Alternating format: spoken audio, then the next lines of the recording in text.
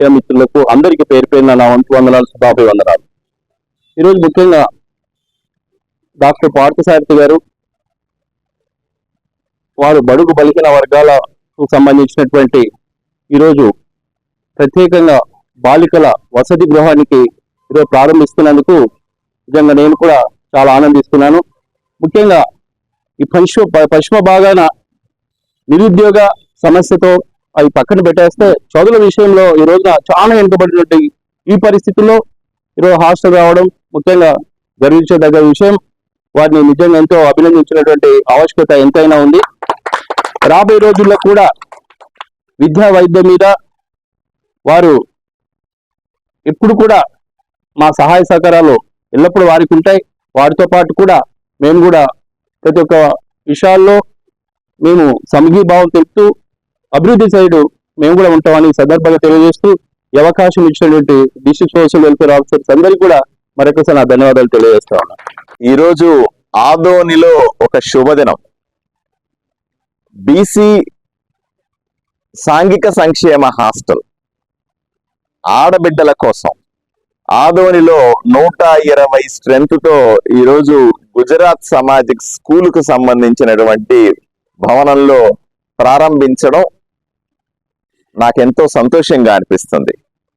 నాతో పాటుగా ఎమ్మెల్సీ గారు మధుసూదన్ గారు, అలాగే డిస్ట్రిక్ట్ వెల్ఫేర్ ఆఫీసర్ శ్రీమతి వెంకటలక్ష్మమ్మ గారు, అలాగే చలపతి గారు, శ్రీనివాసులు గారు, డిప్యూటీ డిఈఓ వెంకటరమణారెడ్డి గారు, వివిధ హాస్టళ్లకు సంబంధించినటువంటి వార్డన్లు ప్రమీలమ్మ గారు, మాదప్ప గారు, అలాగే విశ్వనాథ్ రెడ్డి గారు, వీళ్ళందరూ కూడా ఉన్నారు. అలాగే ఈ గుజరాతీ సమాజ్కి సంబంధించినటువంటి పెద్దలు, ఈ భవనాన్ని అద్దెకిచ్చిన దాతలు మాతో పాటుగా ఈరోజు ఈ కార్యక్రమంలో ఉన్నారు.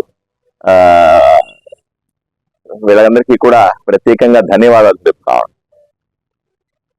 ఆదోనిలో నేను ఎమ్మెల్యే అయిన వెంటనే కొన్ని ప్రతిపాదనలు వచ్చినాయి. చాలా మంది హాస్టల్లో సీటు లేదని నాకు అప్లికేషన్లు ఇవ్వడం, తల్లిదండ్రులు ఆడబిడ్డలు వచ్చి ఇవ్వడం చూశాను. అదే సందర్భంలో ఎన్నో విద్యార్థి సంఘాలు రోజు పత్రికల ముందుకొచ్చి హాస్టల్లు ఏర్పాటు చేయాలి, హాస్పిటల్లో వసతులను మెరుగుపరచాలా అనే డిమాండ్లతో ఆఫీసర్లు కలవడం, మీడియాలో రావడం కూడా విద్యార్థి సంఘాలు లేదా ఉపాధ్యాయ సంఘాలు డిమాండ్ చేయడం కూడా చేశాను. దీన్ని ఛాలెంజింగ్ గా తీసుకుని నేను ప్రమాణ స్వీకారం చేసిన మరుసటి రోజునే నేను విజయవాడలో ఆ సాంఘిక సంక్షేమ సెక్రటరీ గారిని కలిశాను.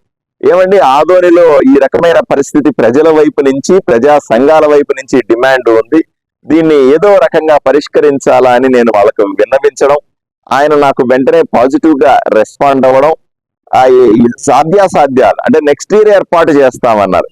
నేను రిక్వెస్ట్ చేశాను, ఏమంటే నెక్స్ట్ ఇయర్ ఏర్పాటు చేసేంత వరకు అక్కడ డిమాండ్ ఎలా ఆగుతుంది చెప్పండి, ఆ బిడ్డలు ఎక్కడికి పోతారు, ఎక్కడ చదువుకుంటారు, కష్టం కదా, ఏదో విధంగా నాకు ఈసారి కొంత ప్రొవిజన్ ఇవ్వండి, నెక్స్ట్ ఇయర్ కావాలంటే దాన్ని మళ్ళీ పెంచుతాను అని రిపీటెడ్ గా రిక్వెస్ట్ చేయడం వల్ల ఆయన నాలో ఇంట్రెస్ట్ ను చూసి, అరే ఇంత ఈ ఎమ్మెల్యే ఇక్కడ కూర్చొని 2-3 గంటలుగా నన్ను రిక్వెస్ట్ చేస్తా ఉన్నాడు, ఏదో ఒకటి చేయమని అడుగుతా ఉన్నాడు, ఈయనకైతే ఏదైనా చేస్తే బాగుంటుందని అనంతరాం సీనియర్ ఐఏఎస్ గారు ఆలోచన చేసి అప్పటికప్పుడు ఆయన జిల్లాలో అధికారులతో మాట్లాడినారు. ఇదే సందర్భంలో మన వెంకటలక్ష్మి గారు జిల్లా సంక్షేమ అధికారి ఆ పక్కనే ఉన్నారు, ఈవిడ కూడా వెంటనే రెస్పాండ్ అయ్యి అక్కడ ఐఏఎస్ ఆఫీసర్ సెక్రటరీ గారు ఫోన్ చేస్తుంటే ఈవిడ కూడా రెస్పాండ్ అయ్యి పాజిటివ్ గా, లేదు సార్ ఇది చాలా డిమాండ్ ఉంది, చేయాల్సింది, మీరు అవకాశం ఉంటే నేను చేసి చూపిస్తాను, ఏదో రకంగా ఈ సంవత్సరమే కొంత ప్రొవిజన్ ఇస్తాను అని చెప్పినటువంటి వెంకటకృష్ణ గారికి నేను ప్రత్యేకంగా ధన్యవాదాలు తెలుపుతా ఉన్నాను. ఈమెను అప్రిషియేట్ చేస్తా ఉన్నాను. ఈమె చేసిన పనిని నేను తప్పనిసరిగా మళ్ళీ ఐఏఎస్ ఆఫీసర్ దగ్గర గానీ మంత్రుల దగ్గర గానీ ప్రస్తావిస్తాను. వివిడి న్యూస్ టీవీని తక్షణమే సబ్స్క్రైబ్ చేసుకోండి. నోటిఫికేషన్ కోసం మరిన్ని అప్డేట్స్ కోసం ప్రతి ఒక్క కుటుంబానికి ఉచిత ప్రకటనలు వచ్చే విధంగా మీకోసం మీ ముందుకు వివిడి న్యూస్ టీవీని ఏపీ ఫైబర్ నందు 99వ ఛానల్ మరియు యూట్యూబ్ నందు వీక్షించెదరు.